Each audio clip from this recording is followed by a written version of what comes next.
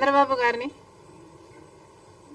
ఇంత గొప్ప విజయం తర్వాత చంద్రబాబు గారు ఏమన్నా ఐ డోంట్ నో. ఇంకో పక్కేమో వీళ్ళు ఏకగ్రీవంగా గెలిచారు. పండగలు చేసుకుంటున్నారా? చేసుకొనివ్వండి. 151 నుంచి 140కి వచ్చారు. 11కి వచ్చారు. అంటే 140 కోల్పోయారు. ఇక్కడ ఒక ఎమ్మెల్సీ గెలిచారు. చేసుకొనివ్వండి, పండగలు చేసుకొనివ్వండి. ఇదే బొత్స గారు రాజశేఖర రెడ్డి గారిని అవమానించారు, విజయమ్మ గారిని అసెంబ్లీలో కంటతడ పెట్టించారు. ఇలాంటి వాడు ఎమ్మెల్సీ అయ్యాడని పండగలు చేసుకుంటున్నారా? చేసుకొనివ్వండి, వాళ్ళ విజ్ఞతకే వదిలేద్దాం.